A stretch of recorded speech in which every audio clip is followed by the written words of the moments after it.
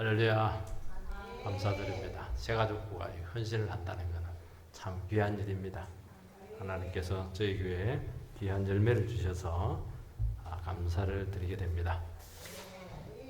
제목이 교회 생활을 어떻게 하면 잘할까.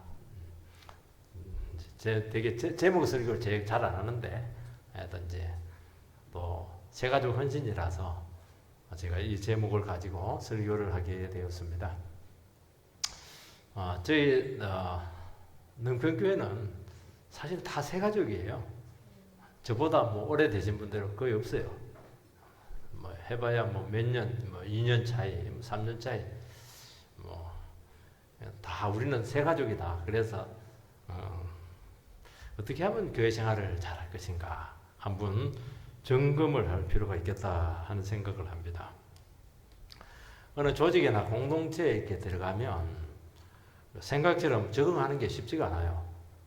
내가 좋다고 해서 되는 것도 아니고 기존에 있는 멤버들 잘 수용을 해야 되고 또 멤버들 수용을 하고 싶어도 본인이 또 싫으면 안 되고 이게 한 공동체에 들어와서 멤버가 된다는 게 참 어렵습니다. 대가 세 가지 이유 때문이죠. 이제 첫 번째는 뭐냐니까 실용적인 생각을 가지고 있기 때문입니다. 나에게 도움이 되느냐? 내가 헌신을 해야 되는데 과연 이게 나에게 유익이 될까? 이제 그런 실용적인 생각을 많이 합니다. 왜냐하면 한 공동체에 소속이 된다는 것은 몸만 왔다 갔다 하는 게 아니에요. 몸이 가면 시간이 가는 것이고 힘이 가는 것이고 물질이 가는 것이고 삶의 상당 부분을 할애하고 헌신을 해야 됩니다. 그래서 쉽게 못 들어가요. 또 들어가도 쉽게 못 나와요. 그러니까 이게 단순히 뭐 들어갔다 나왔다 그런 차원이 아닌 것이거든요. 그래서 이 부분에 대해서 이제 분명치 않으면은 되게 소극적이 될 가능성이 많고 그렇습니다. 그래서 이런 이제 실용적인 그 어떤 가치를 가지고 이 공동체에 접근을 하게 되면 그 맹점이 뭐냐니까 영적인 부분에 대한 이 가치에 대한 이 소홀함이 나타날 가능성이 참 많아요. 세상은 그렇게 하는 게 맞아요. 해비 낸 거 이상으로 오느냐 이런 것들이 중요한데 교회는 이제 영적인 공동체이기 때문에 정말 나에게 영적인 이 부분에 대해서 정말 우리가 제대로 이것을 인식을 하느냐 하는 것이 굉장히 중요한 거예요. 두 번째는 왜 어렵냐니까 공동체를 모르기 때문입니다.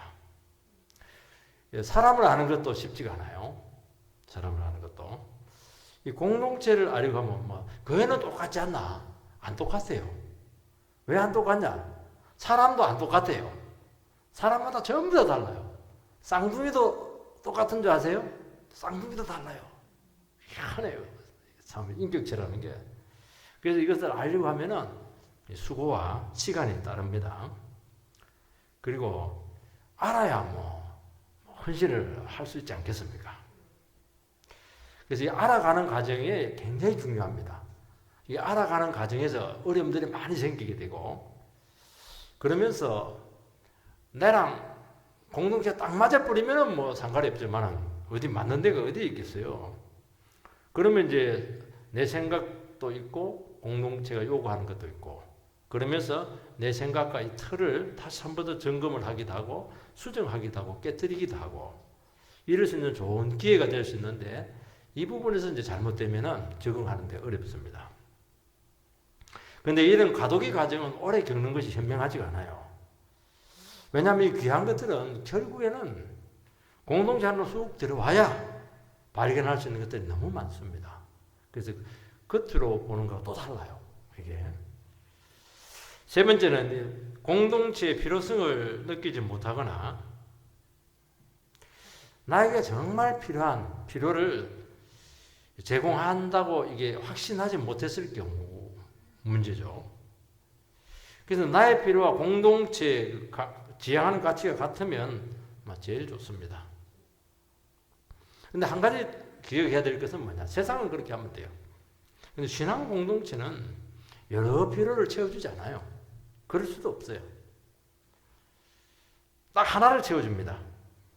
영적인 필요를 채워줍니다. 나머지는 채워줄 수도 있고 안 채워줄 수도 있고 또 뭐 적당히 채워줄 수도 있고 거기에 목숨을 걸지를 않습니다. 왜냐하면 우리 영적인 기관이기 때문이거든요. 그래서 어떤 세상의 가치나 필요를 가지고 공동체를 접근하게 되면은 상당히 어려움을 겪는 것을 보게 되는 것입니다. 그래서 신앙 공동체는 본질적이고 아주 보편적인 필요를 채워줍니다. 이게 뭐 이거 사업하는 것도 아니고 여기서는 뭐 사람 만나서 교제하는 것도 그것도 있지만은 그런 것은 아니거든요. 왜냐하면 이것을 채워주는 이유가 뭐냐니까 이 기본적인 필요가 모든 것을 다 바탕에 깔 수 있기 때문에 그렇다는 것입니다. 능평교회 오신 분들 정말 저는 참 너무 귀하게 생각하고 어떻게 이분들이 참 저희 교회를 알고 오셨나 신기할 뿐이죠. 저희 교회는 2003년도에 아마 개척이 됐죠. 보니까 올론 목사님께서 2006년도에 아마 이 자리로 옮긴 걸로 알고 있어요. 9월 16일인가. 그리고 나서 이제 제가 오고 나서 한 7년이 좀 안 됐습니다. 여러 가지 나랑도 걷고 이렇게 했는데 사실은 이게 나이가 많지가 않아요. 기간이 짧다는 겁니다. 그 말은 불안정한 요소들이 좀 많다는 것을 이야기하는 것입니다. 그래서 우리는 같이 공동체를 세워가야 되는 것이죠. 그래서 공동체의 필요와 가치와 원리를 잘 아는 것이 참 중요합니다. 저는 오늘 3가지일 수도 있고 4가지일 수도 있고 여러분들에게 우리 교회에서 어떻게 적응을 해야 될 것이고 이 교회에서 무엇을 붙잡고 가야 될 것인가 하는 부분들에 대해서 여러분들께서 좀 같이 나누게 되기를 바랍니다.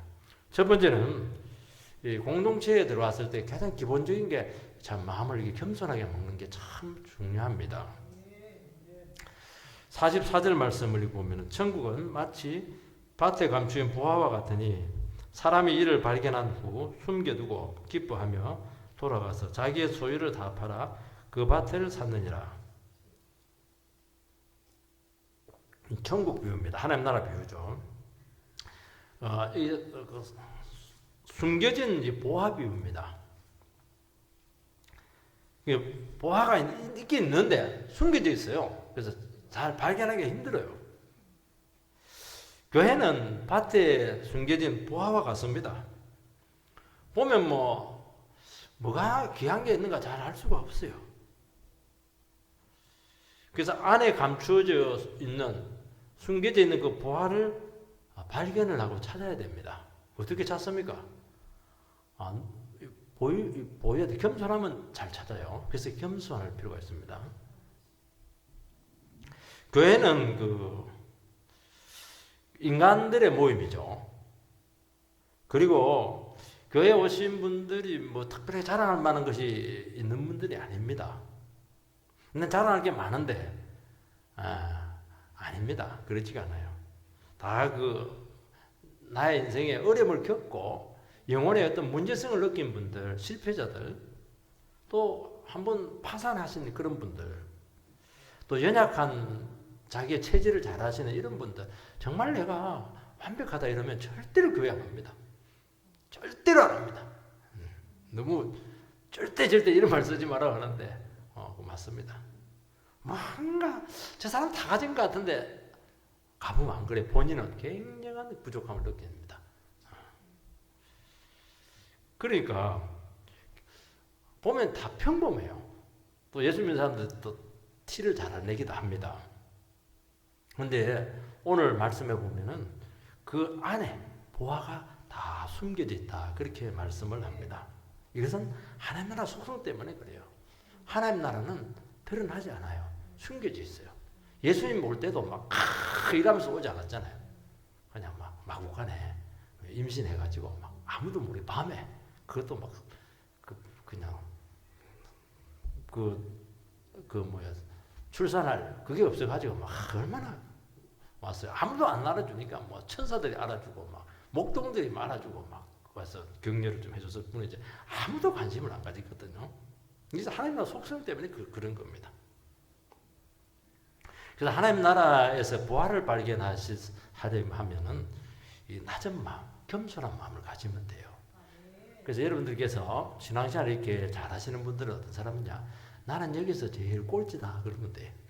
꼴찌니까 제일 내려갈 데가 없어요. 올라갈 일만 있는 거예요. 아, 나는 공발이다. 좀 사투리를 써서 나는 이 교회에서 공발이다. 막 아는 것도 없고 막 그냥 나는 막 가르쳐 달라고 막 이렇게 하는 겁니다. 그리고 이 가치를 찾아야 되는데 이 말씀의 가치를 찾아야 됩니다. 그래서 말씀에 선포되고 그 말씀을 나누고 실천하고 그 진리를 체험하는 것이죠. 이제 본질적인 필요들이지 않겠습니까? 그래서 같이 함께 이제 말씀을 적용하고 고민하고 씨름하고 이런 같이 말씀으로 나누려면은 정말 겸손해야 돼요. 그만하면 절대로 말씀 갖고 나눌 수가 없어요. 세상 이야기 자꾸 하고 이렇게 합니다. 세상 이야기하고 나면 또 자랑거리도 있고 말도 잘하기도 하고 이렇게 하는데 말씀을 갖고 이렇게 서로 나누고 교제하고 말씀을 참 소중하게 여기고 이렇게 하면 말씀이라고 하는 것은 뭐냐? 우리의 그 연약한 모습들, 부족한 모습들을 다 이렇게 들추어내거든요. 그걸 이야기하는 겁니다. 그러면 같이 이야기하면 거기서 치료가 일어나고 기도가 일어나고 눈물이 나오고 그렇게 하면서 내가 보석으로 만들어지고 교회가 보석으로 만들어져요. 돈이 많다고 해서 그 좋은 교회 아닙니다. 시끄러워. 돈 많으면 엄청나게 시끄러워요. 뭐 이게 거듭나지 않았는데 막 사자들이 막 붙어 있으면 굉장히 그 좋은 교회 같죠. 아, 그 은혜 없어요. 그게 사랑 없어요. 그래서 보면 이제 말씀에 헌신된 분들이 많고 또 한 분 한 분들이 참 보석입니다. 우리는 보석입니다. 보석. 팔아먹지를 못해서 문제인데 보석이에요. 할머니 보석, 우리 청년 보석, 아줌마 보석. 진짜 안에 보석이 있어요. 말이 없는데 가만 보면 참 입만 벌리면 막 보석이 나와. 보석이. 그래서 우리는 교제를 해봐야 돼. 교제를 해야 되고 은혜를 같이 나눠야 돼요. 참 예수님이 얼마나 초라했어요. 근데 와봐라 이래가지고 예수님을 교제하니까 은혜와 진리가 충만하더라. 교제해 보니까 막 입만 벌리면 은혜고 막 입만 벌리면 막 그냥 진리가 막 충만하게 흘러 넘쳤다는 거예요. 입만 벌리면 막 은혜고 막 입만 벌리면 말씀이고 막 이렇게 되는 거예요. 이게 겸손하면은 좋은 거 다 가져갑니다. 근데 그만하면 이 가치를 몰라요. 내가 만난 하나님, 내가 변화된 거 이런 것들 이게 얼마나 내가 눈물로 기도해서 내 인생을 회복되고 이런 거 이 가치를 몰라요. 이걸 빨리 알아야 되는 거예요. 가정이 회복이 되고 인생을 찾게 되고 이거 얼마나 귀한 겁니까? 이거. 겸손하면 이런 가치들이 잘 보여요. 이 보석이잖아요. 그러면 잘 적응을 합니다. 그러면 다른 게 그렇게 귀하지가 않아요. 내가 다 되었고 또 교회 와서 뭐 자꾸 인정을 받으러 간다든지 자기 것을 자꾸 드러내고 이렇게 하면은 그게 잘하는 게 아닙니다. 왜냐하면 손해가 많아요. 잃는 것이 많아요. 와서 많은 걸 가져가야지. 그 자랑할 것들은 말 안 해도 사람들이 다 알아. 다 알아요. 어떤 사람이 다 알고 돈 많은 것도 다 알고 있고 막 공부하는 것도 다 알고 있어요. 그래서 우리는 보배를 얻어야 될 줄 믿습니다. 그리고 공동체에서는 어떤 공동체로 들어가는 길이 있어요. 그래서 그 안내를 이렇게 잘 받으시기 바랍니다. 왜냐하면 그게 한두에서 쌓인 게 아니고 그렇게 해서 이제 보석을 얻는 그 마치 그 퍼즐과 똑같아요. 그래서 어떤 사람이 잘하냐? 와 이러면 오고 가라 이러면 가고 먹어 이러면 먹고 이렇게 하는 거예요. 이게 바보 같은데 이게 바보 같은 게 아니에요. 아주 그 단수가 높은 사람입니다. 근데 뭐 나보고 왜 오라고 그래? 왜 먹으라고 그래? 왜 봉사라고 그래? 이러면 이제 이게 자세가 잘못된 거예요. 그런데 일정 시간이 딱 지나면 참 그분이 이제 귀한 보석이 되어 있고 그리고 공동체 딱 요긴한데 딱 핵심 포스트에 탁탁 들어가 있어요. 그래야 되는 거예요. 근데 그게 안 되면 계속 빙빙빙 돌아. 들어온 것도 한 발은 안쪽에 한 발은 바깥에. 그래서는 안 되는 거예요. 그래서는 살이 안 쪄요. 양식이 없어요. 이 보면 이제 보화가 누가 발견하냐니까 개인이 발견을 해요. 개인이 발견. 부부가 발견하는 것도 아니고 가족이 발견하는 것도 아니에요. 딱 개인이 발견하는 거예요. 그리고 너무 기뻐요. 너무 기뻐요. 여러분 막 금덩어리 막 이런 거 하면 기쁘겠죠. 근데 여러분 그냥 여기서 막 은혜를 발견하면 막 기뻐하고 막 이렇게 됩니까? 똑같은 거예요. 그것보다 더 비싼 겁니다 이게. 왜냐하면 이 세상에 없는 것을 발견한 거거든요. 안 보이는 데를 딱 보이는 거야 이게. 막 얼마나 기쁜지 몰라요. 야, 그 안에 이런 귀한 것이 있었네. 그래서 어떻게 하냐? 보화만 딱 따먹지 않고 사지 않고 밭 전체를 사버려요. 우리는 그것만 딱 먹고 가는데 어떤 사람들은 신앙생활 할 때 막 예배만 딱 따먹고 가요. 그러면 안 돼. 그러면 안 되고 교회를 다 사버려야 돼요. 교회를 사랑해버려야 돼요. 어떤 사람은 목사님만 그냥 딱 따먹어버려요. 따먹는다는 이상한데 목사님 없는 저 교회는 뭐 의미 없는 교회다 이러는데 공동체가 중요한 거예요. 같이 사버리는 거예요 이게. 그래서 밭도 샀잖아요. 왜냐하면 밭은 보화가 숨겨지는 공동체입니다. 우리의 삶의 장소가 밭이에요. 세상이 밭이에요. 그 안에 평범한데 일상생활 가운데 있는데 거기서 막 보화를 발견해내는 겁니다. 그게 밭이 많으면 좋죠. 많은 것을 발견하니까. 보화만은 절대로 가질 수가 없어요. 그래서 여러분들께서는 공동체가 귀한 줄 알아야 됩니다. 공동체가 귀해요. 어떤 공동체냐 하는 것이 참 중요한 겁니다. 기독교는 세상을 부정하거나 세상을 떠나서 살아라고 하지 않습니다. 왜냐니까 밭이라서 그래요. 농부가 밭을 떠나면 안 되죠. 밭에 있어야지, 밭에. 왜냐하면 거기서는 보화를 발견할 수가 없는 거예요. 산 속에서 절대로 보화를 발견할 수 없어요. 말씀의 역사를 주는 공간, 이게 밭이잖아요. 여기서 이제 삽니다. 산다고 하는 건 거래 개념으로 생각을 하는데 기독교는 거래 개념은 아니에요. 이 보화를 발견하면 굉장히 기쁩니다. 막 너무 기뻐요. 저는 제일 기쁠 때 설교 준비할 때 하나님께서 그 말씀을 가르쳐줘요. 그럼 막 천국, 세상을 다 얻은 것 같아요. 밤새도록 기뻐요. 잠 안 자도 돼요. 얼마나 기쁜지. 이 발견하는 기쁨이잖아요. 보석을 발견하는 기쁨이거든요. 그 순간 다른 가치는 상대적으로 떨어지기 시작해요.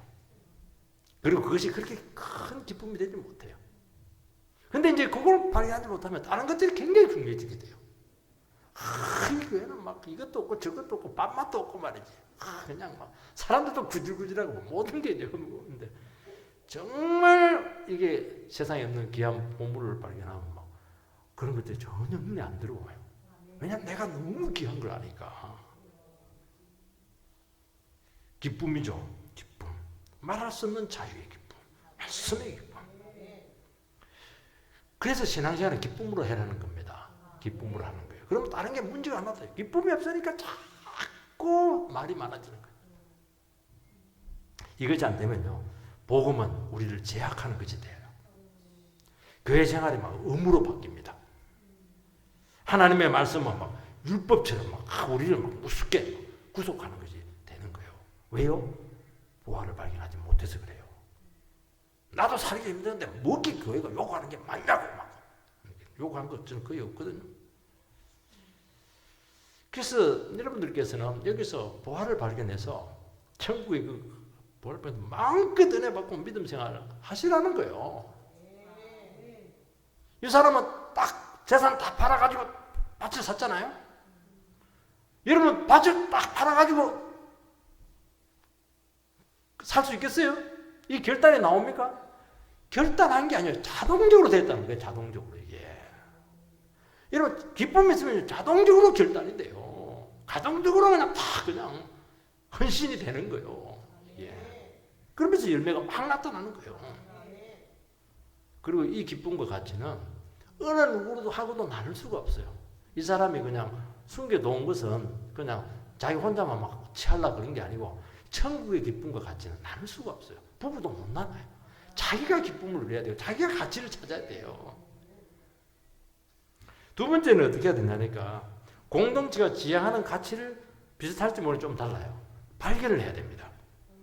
45절 46절 또 천국은 마치 좋은 진주를 구하는 장사와 같으니 극히 값진 진주 하나를 발견하며 가서 자기의 소유를 다 팔아 그 진주를 사느니라. 밭에 감추인 보화가 이 천국의 은폐성을 이야기한다면 진주 장사 비유는 천국의 가치성의 문제입니다. 상인들의 특징은 뭐냐? 상인들은 상품의 가치를 잘 압니다. 저는 아무리 봐도 몰라요. 근데 그 계통의 장사를 하신 분들은 금방 알아요. 이게 진품이냐? 가짜냐? 모조품이냐? 불량품이냐? 기스났냐? 이런 거 다 압니다. 명품이냐? 짝퉁이냐? 다 알아요. 이 천국은 뭐냐? 빨리 가치를 발견한 자가 먼저 취하는 겁니다. 천국은 침노하는 자가 얻는다는 말이 맞아요. 침노, 왜 침노합니까 그거? 막 저처럼 내 혼자 가서 왜 침노해요? 귀한 거 가지려고 그렇게 하는 겁니다. 여러분 교회 생활을 잘하려고 하면은 바로 이 가치를 빨리 간파해야 돼. 뭐가 가치냐? 말씀이 가치가 있다. 여러분들께서는 말씀을 소홀히 하면서 다른 가치를 우선시하지 마시기 바랍니다. 말씀이 오래 걸려요. 또 이게 내 것이 되게 힘들어요. 뭐 봉사나 교제는 재미있고 금방 또 드러나기도 하고 헌신도 그렇잖아요. 직분도 그렇잖아요. 이런 것들이 우선시되면 안 돼요. 왜냐하면 하나님의 말씀이 귀한 것을 다 만들어냅니다. 그래서 여러분들께서 능평교회 오시고 능평교회만 그런 것이 아니고 우리 기독교인으로 살아갔을 때는 뭐에 헌신을 해야 되느냐? 예배에 헌신을 해야 돼요. 다른 게 아니고. 그러면 나머지는 따라온다는 거예요. 예배에 헌신하지 않고서는 오래 가지를 않아요. 이게. 예배에 헌신하면 전부 다 해결돼요. 거기서 답을 다 찾아요.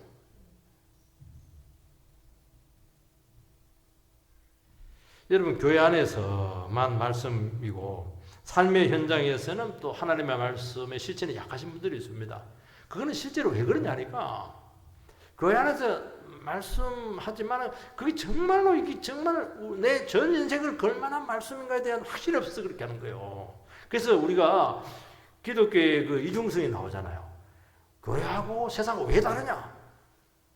그건 뭐 교회 안에서는 굉장히 은혜 받는 것 같은데 세상에서는 딴판이거든요. 그건 뒤집어서 이야기하면은 정말 이 하나님 말씀이 진짜 나에게 보석이라고 말은 하는데 그걸 사실은 동의하지 않은 거예요. 모르는 거야. 아직도 가치를 모르는 거예요. 그래서 그런 현상이 나오는 거예요. 여러분 교회 이게 문제라는 거예요. 여러분 교회에서 모든 필요를 채워줄 수가 없습니다. 또 체험받을 수도 없어요. 그러나 우리가 받은 이 귀한 것을 이건 세상에 없는 것이니까 이걸 가지고 세상에서 나누어주고 빛과 소금의 역할을 하는 것입니다. 그래서 우리는 직장생활이 중요하고 가정생활이 중요하고 사회생활이 참 중요합니다. 저는 성도님들을 교회 안에서 묻어둘 마음이 하나도 없어요. 가정을 잘 세우시고 직장에서 여러분들 그 직장 윤리를 잘 실천하세요.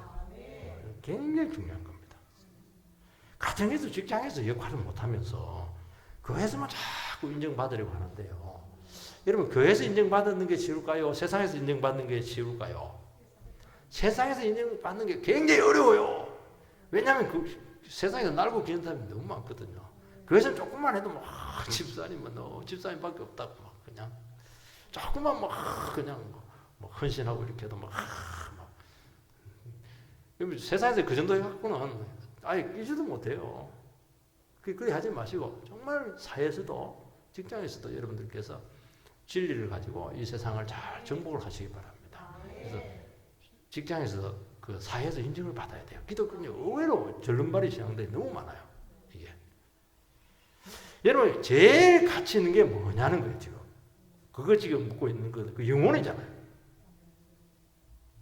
하나님께서 독생자를 주어서 사신 그 사랑하는 자녀 이게 최고로 중요한 거예요. 기독교에서는. 그래서 교회 생활을 잘하려고 하면은 한 영혼의 가치를 반드시 알아야 됩니다. 이것을 모르면 전부 다 경영학적으로 어떤 물질적으로 그게 이제 공산주의잖아요. 유물론자들이잖아요. 유물론. 물질로 보는 거잖아요. 내세가 어디에 있어요? 영혼의 가치 없어요. 막 죽이잖아요. 거짓말 해버리고. 여러분 그 공산주의가 해결해서 변정법에서 나오잖아요. 정반합. 사회는 양쪽에 대립하는 세력이 있는데 그 대립하는 세력이 부딪히면서 합이 나오면서 발전한다. 발전 안 해요. 파괴입니다. 파괴. 그건 이론이에요. 이론. 여러분 아름다운 것은 성령에서 나오는 성령. 말씀에서 나오는 거예요. 왜 싸워요? 하나님의 말씀을 쫙 전거되면 어떻게 하는 거예요? 극단적으로 딱 해버리고 죄 딱 해버리고 하나 되게 탁 만들어서 하나님께 영광을 돌리고 이게 사회가 발전하는 것이 이게 건전한 것이지 이게 생명이지 않아요. 쏟고 있는 거예요 지금 이거 이데올로기 주의자들 쏟고 있는 거예요 지금 무슨 정반합 해가지고 선한 것이 나와요. 파괴지. 싸우면 안 돼요 그러니까.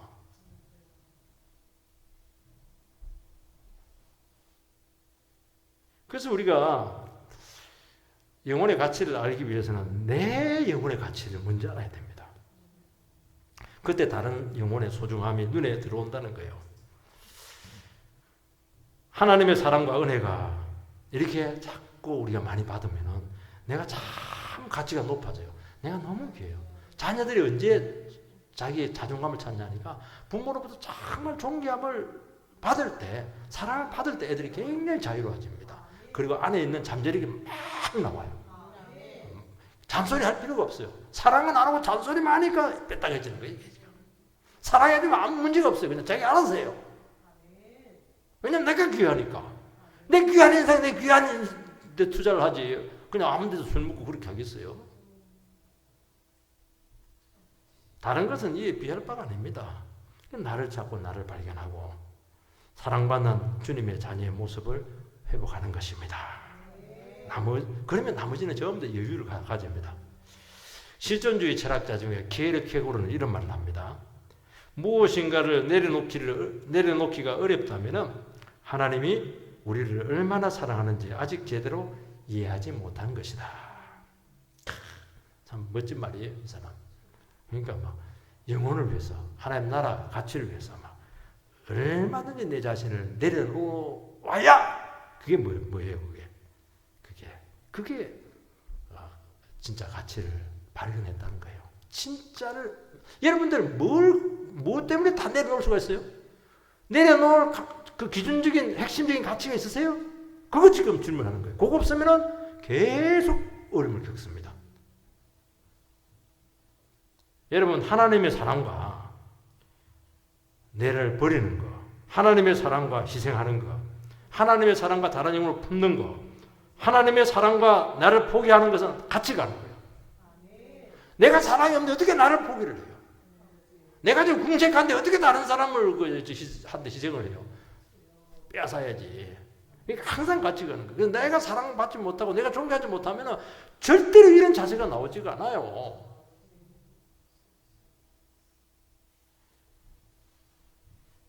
하나님은 값없는 사랑을 선물로 은혜로 우리에게 주었습니다.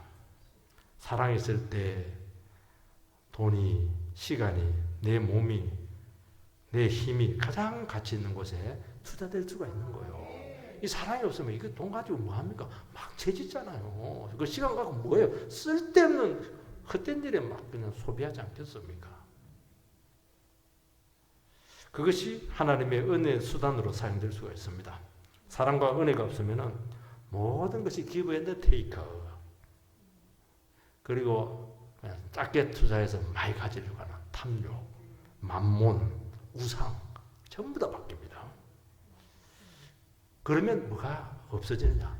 영혼을 구원하는 일이 사라져요. 내 속에서 생명 있고 가치 있는 것이 하나도 나오잖아요. 얼마나 비참한 거예요. 그게 비참하다는 게.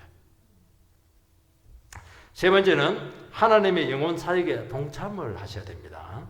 47절에서 50절 말씀에 보면 또 천국은 마치 바다에 치고 각종 물고기를 모는 그물과 같으니 그 물에 가득하며 물가로 끌어내고 앉아서 좋은 것은 그릇에 담고 못된 것은 내버리느니라. 세상 끝에도 이러하리라. 천사들이 와서 의인 중에서 악인을 갈라내어 풀무불에 던져 넣으리니 거기서 울며 이를 갈리라. 이게 참 어려운 좀 비유입니다. 앞에 두 개는 좀 이해가 되겠는데 뭐 심판이 있고 또 뭐 풀무불에 집어넣고 막 이를 갈고 이렇게 하니까 이게 이제 천국을 고기잡이 거물에 비유를 하고 있습니다. 저는 이제 어릴 때부터 반두를 해서 피레미 기가 막히게 잡아요. 싹 몰아가지고 탁 잡아가지고 오면 뭐 그 위에 뭐 피레미가 있는 게 아니고 뭐 깨구리도 있고 깨구리 갖다 버려버리고 그냥 그 뭡니까 뭐 망둥이 메기 이런 거 메기를 너무 좋아해요. 제가 했거든요. 꺽지가 막 굉장히 좋아했어요. 여러분 천국은 세상에 있고 역사 과정에 필요합니다.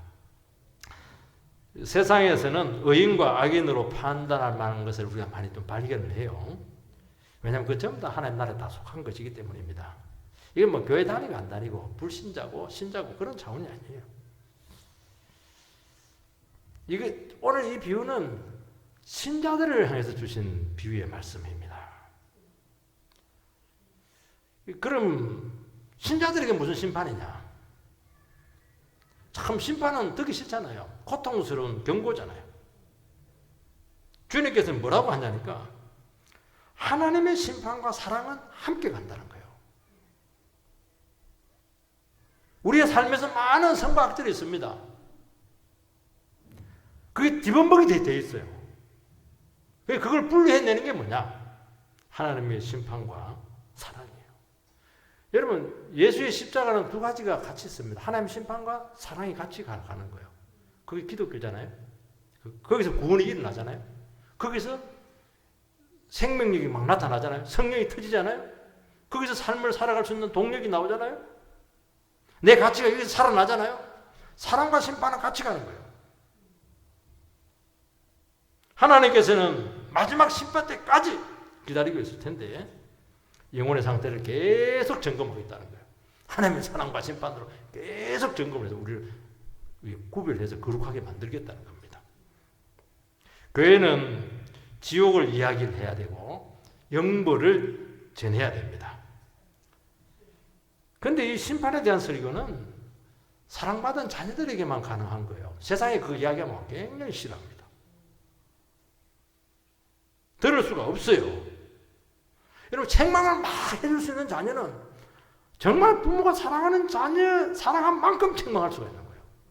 사랑을 안 해주고 책망하면 그거는 파괴적인 그 힘이 나오는 거예요. 그래서 세상에 대해서 심판을 이야기할 수가 없어요. 저 지옥 갈 놈들 우리끼리 이야기해도 그 사람들은 그 하면요 원수 중에 그런 원수도 없어요.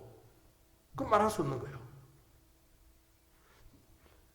그 심판의 메시지를 들을 수 있는 사람은 하나님이 나를 예수의 십자가의 보혈의 피로 사랑했다는 것을 믿는 사람들이 그 얘기를 들을 수가 있는 거예요. 그래서 제가 제 설교를 할 수 있는 것은 여러분들께서 그것을 사랑을 받은 자녀이기 때문에 제 설교를 할 수가 있는 거예요.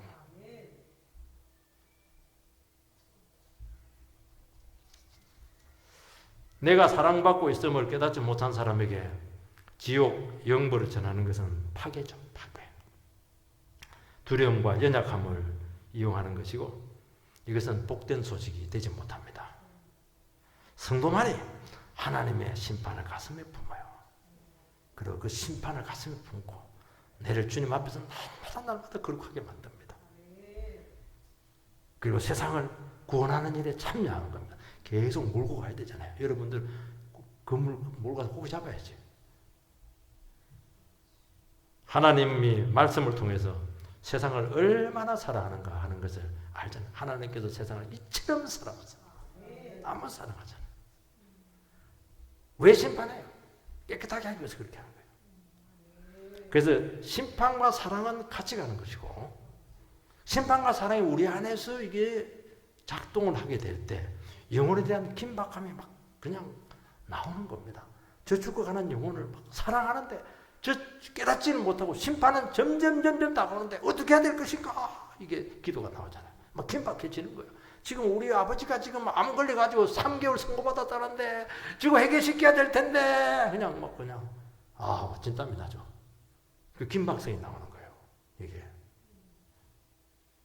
왜냐하면 그거 우리는 알거든. 심판을 아는 거예요. 사랑을 알거든. 두 개 다 아는 거예요. 이게. 이게 얼마나 무서운가 하는 것을 아는 거예요. 이게. 그래서 우리는 세상의 일부를 삽니다.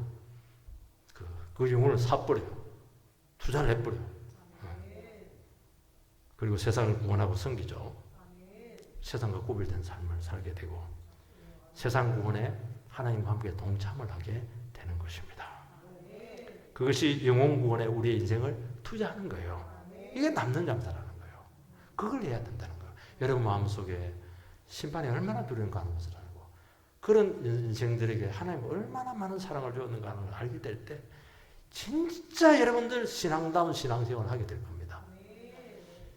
네 번째는 새로운 가족 개념입니다. 31절에서 35절 마가복음. 그때 예수의 어머니와 동생들이 와서 밖에 서서 사람을 보내어 예수를 부르니 무리가 예수를 둘러 앉았다가 여짜오되 보소서 당신의 어머니와 동생들과 누이들이 밖에서 샀나이다. 대답하실 때 누가 내 어머니며 동생들이냐 하시고 둘러 앉은 자들을 보시며 이르시되 내 어머니와 내 동생들을 보라. 누구든지 하나님의 뜻대로 행하는 자가 내 형제들이요 자매요 어머니다. 예수님께서 구현하려고 하는 공동체는 혈연이 아닙니다. 지연도 아니에요. 신앙 공동체입니다. 교회는 친척과 선후배라든지 또 동문, 개인적인 친분, 지연, 끈끈한 정 이거 아닙니다. 그거는 인간적인 겁니다. 공동체에 어려움을 줄 가능성이 참 많아요. 교회는 말입니다. 하나님 말씀을 듣고 순종하는 그 뜻대로 행하는 자들의 무리의 공동체입니다. 그래서 말씀의 공동체입니다. 그래서 인간적인 요소로 우리는 결속되지 않아요. 그것은 영성을 굉장히 불리하게 만들 겁니다. 여러분 세상의 인간적인 공동체는 반드시 부패합니다. 교회 부패했다고 그렇게 하는데요. 교회는 그래도요. 훨씬 덜 부패하는 거예요. 세상은 바로 썩어버려요. 회비 냈다 하면 바로 썩어버려요. 교회도 공금 행정하고 그렇게 한다지만은 그래도 교회는 깨끗한 거예요. 그나마. 왜요? 신앙 공동체가, 말씀 공동체가. 그 안에서 성령이 계시고 진리가 살아있기 때문에 우리는 늘 새로워질 수 있어요. 그 새로움이 계속되는 거예요. 그래서 여러분들 이 말씀 공동체, 신앙 공동체라는 것을 알게 될 때 우리는 여기서 진리를 사모하고 정말 겸손한 영혼들이 존귀함을 받는 그런 공동체가 되어야 될 줄 믿습니다. 그래서 우리는 다 새로운 가족이에요. 나이 많으신 분들은 누이고 더 많으신 분들은 부모님이고 어린 동생이고 여동생이고 그런 거예요. 여기에 모든 좋고 힘든 것이 전부 다 나눠지게 되는 것입니다. 여러분 인생의 정말 중요한 부분을 누구랑 지금 나누고 계세요? 혈연들입니까? 아니잖아요. 정말 믿음의 공동체에서 나눠지게 되고 거기서 해결이 되잖아요. 거기서 해결되는 거예요. 인생의 문제들이. 그러면서 아름다운 것들이 만들어져 간다는 것이죠. 그래서 진정한 하나됨이 나오는 겁니다. 우리는 교회에 대한 기대가 너무 없어요. 그래 놓으니까 마음에 안 들면 그냥 여기 있으면 교회 없나 그렇게 하는데 여러분 하는 것도 힘들고요. 사실 저거 하나도 쉽지가 않아요. 이거는 영혼을 맡기는 거잖아요. 이게 얼마나 중요한지 모르고 공동체 하나 잘 만들어 놓으면 대대손손 복을 받을 거예요. 그런 비전을 가져야 되지. 그것도 없이 그렇게 하지 마시고 그렇게 해서 정말 능동교에서 정말 멋지게 한번 복을 받으시고 신앙다운 그의 영광을 한번 체험하게 되기를 주 이름으로 축복합니다.